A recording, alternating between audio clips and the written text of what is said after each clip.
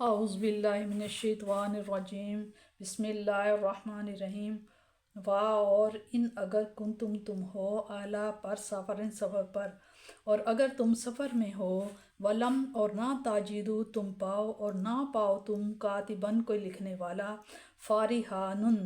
تو کوئی چیز رہن رکھو، کوئی چیز گروی رکھ لیا کرو، مقبوداتن اس کا قبضہ دے دیا کرو، فائن پس اگر آمینہ پس اگر تمہیں اعتبار ہو جائے، بعد حکم تم میں سے بعض کو بعضاً دوسرے پر، جن کے ایک کو دوسرے پر، فل یؤد الذی پس چاہیے کہ ادا کر دے الذین وہ جو ذِئْتُمِنَا جس پر اعتبار کیا گیا ہے، اماناتہ اپنی امانتوں کو،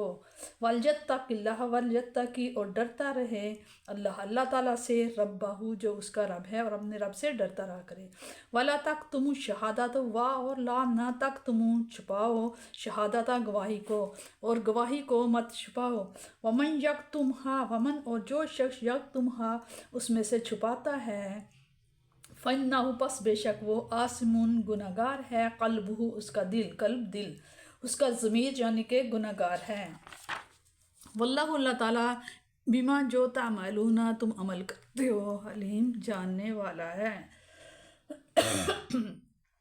للہ اللہ کے لیے ہے ما جو فی السماواتی آسمانوں میں ہے، وما اور جو فی الارضی جو زمین میں ہے، وَإِنْ اگر تبدو اگر تم ظاہر کرو، ما جو فی انفسکم جو تمہارے نفسوں میں ہے، جو تمہارے دلوں میں ہے، او یا تخفوہ یا تم اسے چھپائے ہوئے ہو، یحاسبکم حساب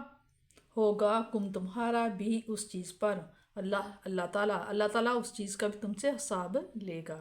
فیغفروا پس مغفرت کرے گا اللہ تعالیٰ لمن جس کے لیے یشاء چاہے گا، ویعذب اور عذاب دے گا من یشاء جسے چاہے گا،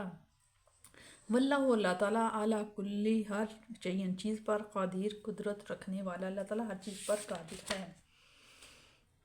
اگر تم حالت سفر میں ہو، وہاں کوئی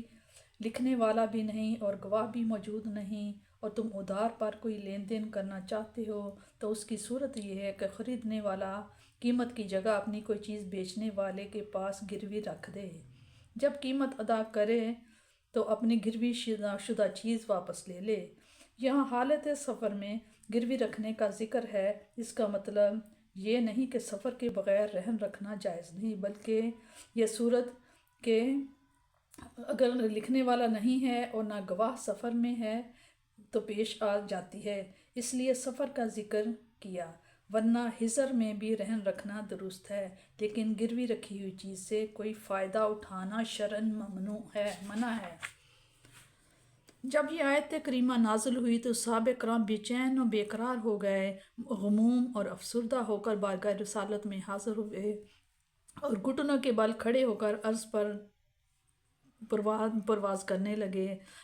لگے کہ اے اللہ کے پیارے رسول، آج تک جو احکام نماز، روزہ، حج، جہاد نازل ہوئے ہیں ان پر ہم عمل کر سکتے تھے، لیکن اس آیت پر عمل کرنے کی ہم میں طاقت نہیں۔ حضور صلی اللہ علیہ وآلہ وسلم نے فوراً گرتے ہوئوں کو سہارا دیا اور پھسلتے ہوئوں کو تھام لیا، فرمایا تم یہود و نصارہ کی طرح یہ مت کہو سمعنا و عصینا، ہم نے حکم سن تو لیا لیکن مانا نہیں، بلکہ شیوہ تسلیم و رضا اختیار کرتے ہوئے بارگاہ رب العزت میں بے چون و چرا عرض کر دو سمعنا و اطعنا غفرانک ربنا و الیک المصیر۔ صحابہ کرام نے اپنے آقا و مولا ہادی و مرشد کا ارشاد گرامی سن کر فوراً سر تسلیم خم کر دیا اور زبان پر جاری ہو گیا سمعنا و اطعنا۔ جب غلامان مصطفیٰ صلی اللہ علیہ وسلم نے یہ عرض کی تو اس سبوح و قدوس نے امن الرسول آخر تک فرما کر ان کے ایمان کی تصدیق فرما دی۔